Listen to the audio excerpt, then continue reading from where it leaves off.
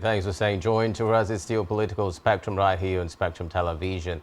Now, we've been following a lot of reactions from President Tinubu's New Year's speech, and the recent one is coming from the Conference of Nigerian Political Parties, who told President Tinubu that the foreign direct investment will not increase without security and rule of law. This followed the president's flowering comments on a lot of investment opportunities for Nigeria and his aims towards increasing our generated funds from outside the Western world. Now, what would be the circumstances surrounding the president's speech in the new year? And of course, these different reactions that we are getting from different quarters. I'd like to come to you, Barrister, on this issue now. And I'd like to start by asking the New Year speech by the president, reactions from different quarters coming in, some in support and some with the naysayers and dissenting voices. What do you make of the New Year speech by President Tinubu and the promises, of course, that he has made to Nigerians, especially with him acknowledging the fact that the fuel subsidy removal and, of course, the changes that needed to be implemented in the foreign exchange world and how it has affected Nigerians? Well, the tradition of government lying to Nigerians at every festive season, it has become a cultural practice for Nigerian government. We are tired of promises, that's the truth. They came with what they call renewed hope. We have not seen any hope, not to talk of renewed hope. So every time they came with very flamboyant, eloquent speech, well written, flamboyantly written, well delivered, those things don't translate to results. Nigerians need results. Nigerians are after results. Nigerians are tired of all these things they keep saying. When you say foreign direct investment will improve, what are the condition precedents? There are certain things we call condition precedents for this, for A to exist. 1, 2, 3, 4, 5 must have been done. You don't have power. You don't have increased power. What's the capacity of generated power in this country? Is as good as zero. The president said he is working on a deal with we the are German. tired of hearing we are working on this, we are working. Now he said that in floating the naira, the exchange rate will lead to more production for the GDP of this country, and we have not seen it. We are tired of all these promises. These promises are fake. They are beginning to push Nigerians to the state of despondency and to the state where we could even start committing very extreme suicide. So if he doesn't have anything to offer, it should keep quiet and eat his money in Aso Rock. But I believe in Mr. President because I felt that having been an activist himself, that he will not allow the policies of the Western world, because Nigeria does not have any policy right now. The policies we claim to have are policies shoved down our throats by the IMF and the World Bank.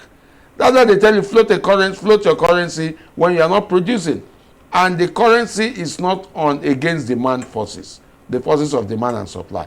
It's unregulated policy. We just wake up, sit down and say, from today, a dollar will exchange for 1,700 naira. Where has it happened before? From today, Nigerians must pay money to buy naira. Where has it happened before? You don't have electricity. Your cumulative installed capacity is about 12,000 megawatts. But you produce less than installed capacity, and we don't have energy to fire the industries. The other day I heard that Smith-Low Becham has moved away from Nigeria. Drugs that used to be sold for 4,000 naira is now 52,000 naira. So where are you taking Nigerians to? And you're talking of foreign direct investment. Nothing will change. You don't have security put in place.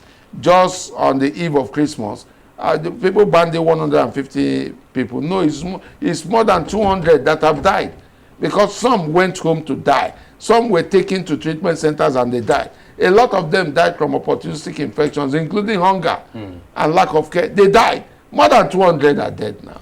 But we are trying to manage the figure by being politically correct. I said about 150 died. Why are they playing politics with human life? So foreign direct investment, the president's speech, I fault it, even though he tried to make it look very civil. He tried to make it look like, yes, we're in a democracy, the people must hear you talk, the people must hear you speak, but what are you saying? Can you match your speech with action? And the action can only be interpreted by the common man on the street by asking himself, how many cups of garri can I get for 200 naira? Now, talking about action now, the president also mentioned that he is going to be really, really critical about the people working with him in terms of the ministers, and that if they do not perform, it means they are not going to be part of the administration. It's an indictment on the president for you to come out 7 months after to tell us that you did not evaluate, you did not assess, you did not do what we call monitoring and evaluation, you didn't even do a SWOT analysis on those working with you. It means the president has not done well. He was heard recently praising his team for doing a great job and being... What great job? They are spreading poverty, they are spreading unemployment, they are spreading darkness in the electricity sector, they are spreading more corruption. And you notice that corruption in the last 8 years, I mean the last 9 years, 8 years and 7 months, has been very wonderful. Wonderful in terms of notoriety, not in terms of popularity.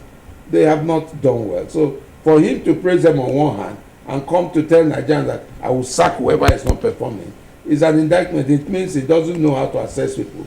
He also does not know what he wants for himself. Well, if you're still tuned on to us, this is Political Spectrum, and we've been talking to Barrister Clifford Thomas. He's a journalist, chartered mediator, human rights and civil society activist, and coordinator of the Akwa Ibom human rights community. Now, still dwelling on the reactions from Conference of Nigerian Political Parties, another issue that is of note is, of course, the incidents recently in Plateau State, where we have reports that over 150 people lost their lives due to an attack by bandits. And it is really a pathetic situation. We didn't even get to, I must also note that we didn't hear a mention of that particular incident in the president's speech. What do you make of the Plateau incidents generally? It shows that the lives of Nigerians in Nigeria is meaningless. In fact, a chicken is better respected, the life of a chicken is better respected than the Nigerian. The Nigerian is not respected, is killed at will, his land is taken, his properties are taken, and then they count him among the statistics. In Nigeria, we just want to count the statistics, not minding the economic, social, cultural, and political impact of the loss of this life. Nobody wants to come and invest in a country that does not have security. Nobody wants to come and put its critical infrastructure and earn money in a country where those things could be blown up anytime. Nigeria is not really safe. Nigeria is not really safe as it is. And it's strangulating Nigerians. So for the president not to have mentioned it and even state what he hopes to do, even though we know he's not sincere, he may be lying, because he may not be sincere, he may not be very ready to do those things. It costs money to protect lives and property.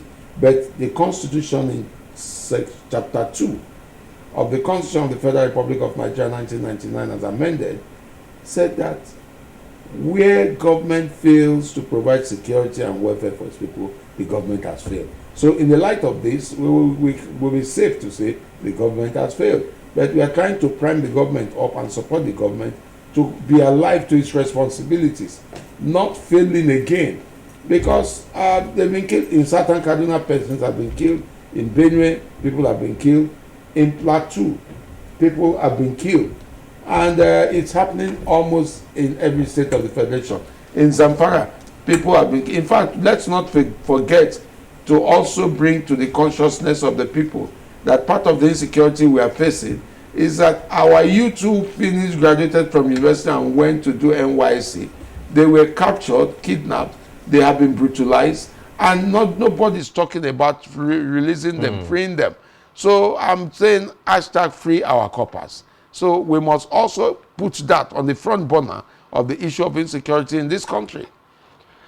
Now, the Nigerian National Petroleum Company Limited and fuel marketers under the aegis of the Independent Petroleum Marketers Association of Nigeria on Tuesday clashed again over the removal of subsidy on petrol. Now, this came against the backdrop of the depreciation of the naira against the United States dollar at both the official investors and exporters window and the parallel market.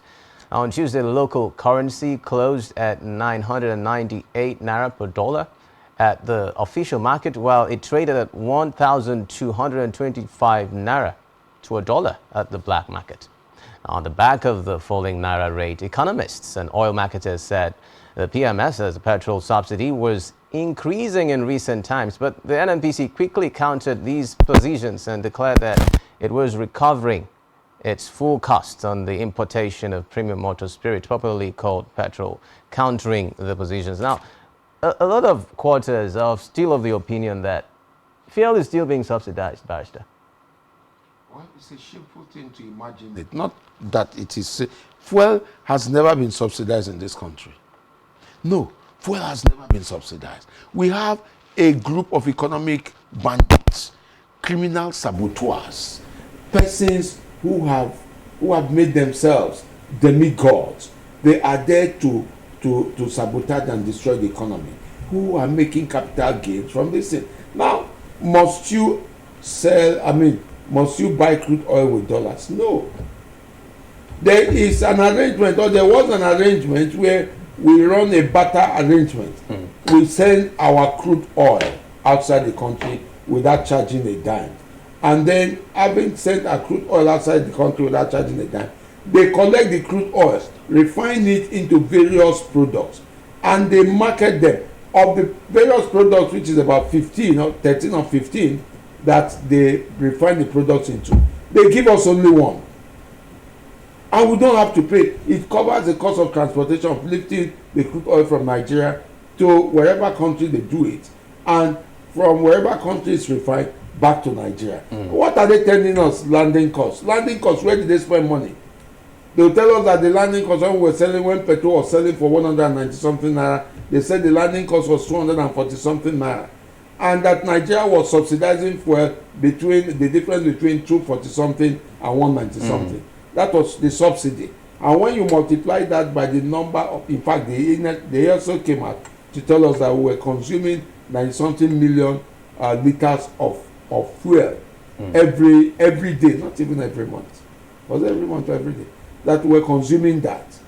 But later on, when forensics were done, they came out and said, no, it's 65. Then later they said it's 55 million. So they've not been correct, they've not been honest with us with respect to figures. So all these things they're talking, we quite don't really understand them. You go and clash. In fact, the NNPCL is a limited liability company. It's a limited liability company like every other major marketer. So it has no business operating the PPMC, that is the Petroleum Pricing Monitoring Company. It has no power doing that, because there they fix prices. You cannot fix price for a free economy where the naira is floated against the major currency, and you are not importing this petrol with money, because we had exchange. We signed contracts that were not made known to us. Nigerian government signs contracts without even telling Nigeria. The other time, that was how they went to sign contract in Mongolis in China.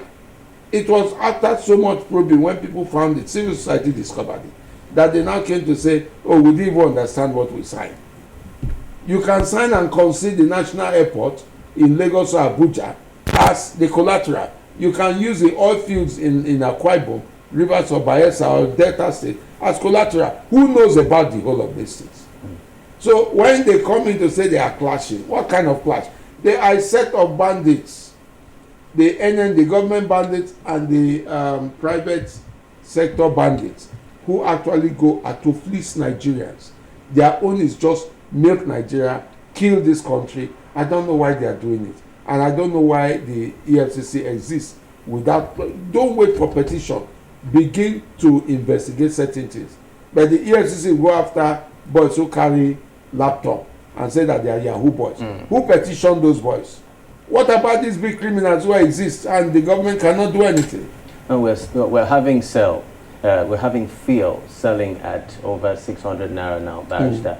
And it goes without saying that the biting effect it has had on Nigerians has been devastating. You see a lot of people being unable to cater for the basic needs of their daily lives. And we've talked about the issue of the pricing of petroleum products currently in the country, and the fact that fuel, like you've said, has not been subsidized. What is the landing cost of fuel in Nigeria today? They won't tell you that, because all the indicators they have given, all the indices they have given are falsified indicators. They even lie to the NBS, the National Bureau for Statistics, which rely on their lies to feed us, because when the premise is wrong, the conclusion will be wrong. So that's what they are doing to us now. They are actually using us as guinea pigs to satisfy their ego. Now, how much do you want to make from what they call for? Anytime fuel pump price of fuel is increased in this country, the excuse they give us is that we are removing fuel subsidy. How long will they keep removing fuel subsidy and claim that fuel still has to be subsidized? In fact, another shameless, demonic and satanic assertion was when an official of government came out to say, even when we start producing our petrol in this country, our PMS in this country, through our refineries, that the price will not change. I felt like looking for the man to stone him. That our prices will not change. You process, you buy garlic from Kurikan and bring to Akwa Ibom. Because of the transport, because of the security, because of those touts, you pay more. And you're not producing Akwa Ibom, and you're telling me that you cannot, the price cannot come down. Change. Well, sir, we're already here. We're already here. And what we would be canvassing for would be the way forward, charting the way forward. Do you see... The way forward, my brother, the way forward is arrest all these economic buccaneers. Arraign them, investigate them, arraign them. Once you convict one person, the others will sit on. But President Bola Ahmed Tinubu belongs to the political business class, and most of them are members of that political business class. So in the class theory, they sit down to say they drink champagne and tell you, oh yes, don't mind the idiots, let them go. So you wouldn't agree that the former administration, which was all about such ventures, didn't do a good job in arraigning these people? In arraigning who did they arraign? you can't raise homegrown criminals which are working with you in the cabinet, stealing billions and trillions of naira under your nose, and you claim you want to arrest the one who stole might be 5 billion. The one who stole 5 billion is a learner, is somebody who is learning the ropes. It's not an incident of scapegoating. Well, yes, I agree with you, but did it work? No, it didn't work.